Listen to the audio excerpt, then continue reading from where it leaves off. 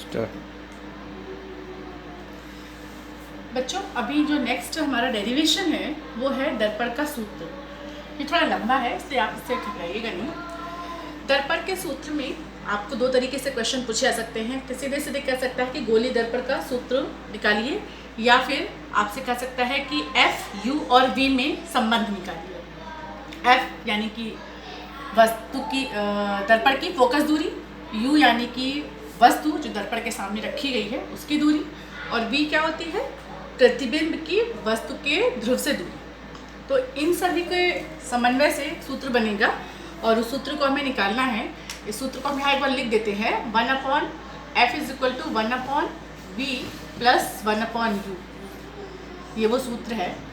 तो इसके लिए हमने यहाँ पे भी अवतल दर्पण लिया है। ये अवतल दर्पण हो गया mm'। इसका दर्पण का ध्रुव P है। यहाँ से हमने कुछ दूरी पर एक वस्तु ली है AB, ठीक है।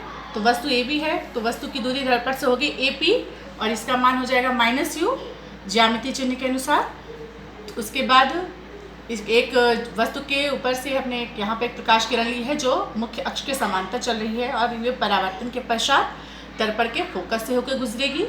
इसके बाद हमने एक ऐसी केंद्र रेखा ली है, एक ऐसी प्रकाश किरण ली है जो दर्पण के वक्रता केंद्र से होकर के जा रही है, वो उसी मार्ग से वापस लौट जाती है। और इन दोनों का कटान बिंदु ये है जहाँ पर हमें वस्तु का प्रतिबिंब मिलेगा a', b', ठीक है। तो a', क्या हो जाएगी, प्रतिबिंब की दर्पण के ध्रुव से दूरी और इसका मान हो जाएगा -v। इसके अलावा दर्पण का फोकस बिंदु है f, तो fp जो होगा या pf जो होगा वो -f हो जाएगी उसकी फोकस दूरी, और cp इस दर्पण की वक्रता त्रिज्या हो जाएगी, जिसे हम -2f भी लिख सकते हैं, इसे हम -r भी लिखते हैं, ठीक है। अब हमने यहाँ पर थोड़ा सा और एक ड्रॉ किया है, वो है ये कि जहाँ पर ये दर्पण पे हमारा परावर्तन हो रहा था वहाँ से हमने एक लंब खींचा है dn के नाम से, ठीक है। तो अब हम अपना डेरिवेशन शुरू करते हैं। इस डेरिवेशन में देखिए सबसे पहले दो त्रिभुज लेंगे हम, ACB ये त्रिभुज और AB' और C यानी कि ये त्रिभुज।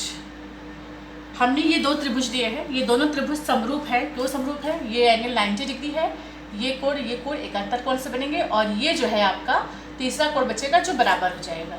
तो जब समरूप त्रिभुज है तो इसमें समरूप त्रिभुज की प्रॉपर्टी लगा देंगे, वो हो जाएगा AB/A', is equal to CA/CA', ठीक है।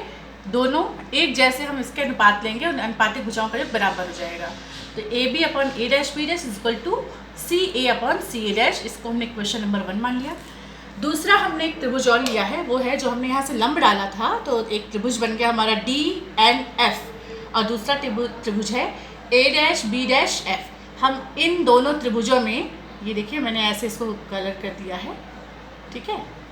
इन त्रिभुजों में हम देखेंगे तो ये भी बिल्कुल जैसे हमने ABC और A', B', त्रिभुज को समरूप बताया था, वैसे ही इसमें भी समरूप की प्रॉपर्टी है। तो यहाँ पर हो जाएगा DN/A', DN/A', is equal to FN/FA', ठीक है।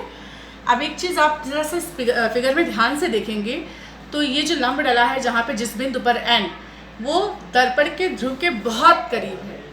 और इसके अलावा एक और चीज़ है, AB और DN आपस में बराबर होंगे। क्यों बराबर होंगे, क्योंकि ये दो एक समांतर रेखाएं हैं। AP मुख्य अक्ष है और जो दूसरी प्रकाश की किरण जा रही है BD, ये प्रकाश की किरण तो है लेकिन ये क्या है, इसके समांतर है, तो ये दूरी हमेशा बराबर होगी।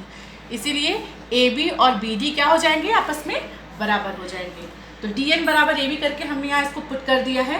ये अब इक्वेशन रिड्यूस हो जाएगा AB/A', B' में इज इक्वल टू FN/FA' में। इसे हमने क्वेश्चन नंबर 2 मान लिया है। और इन दोनों क्वेश्चंस को अगर हम ध्यान से देखें तो दोनों के लेफ्ट हैंड साइड बराबर है, इसलिए right hand side CA/CA' is equal to FN/FA' हो जाएगा।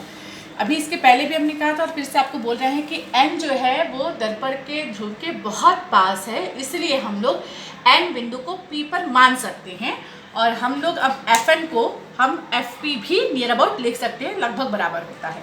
तो अब ये क्वेश्चन फिर से रिड्यूस हो जाएगी और जो नई क्वेश्चन हमें मिलेगी वो हो जाएगी CA/CA' is equal to PF/FA'। इस इक्वेशन से अब हमें काम चलाना है।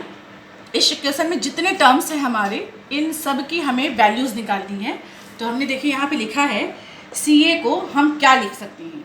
इस CA को हम लिख सकते हैं, देखिए CA कहाँ है, ये दूरी है, ये दूरी है ना। और हम इसे लिख सकते हैं AC, इस पूरे में से AC में से अगर हम CP को घटा दें तो हमारा CA बचेगा, ठीक है। और हमें AP की भी वैल्यू पता है और CP की भी वैल्यू पता है। जो वैल्यूज़ पता है वो हमने ऑलरेडी यहाँ लिखी हुई हैं। इसी तरीके से CA डैश देखिए कहाँ है, CA डैश आपका ये है, ये डिस्टेंस है। CA डैश निकालने के लिए अगर हम CP में से A डैश P को घटा दें तो CA डैश बचेगा हमारा, ठीक है।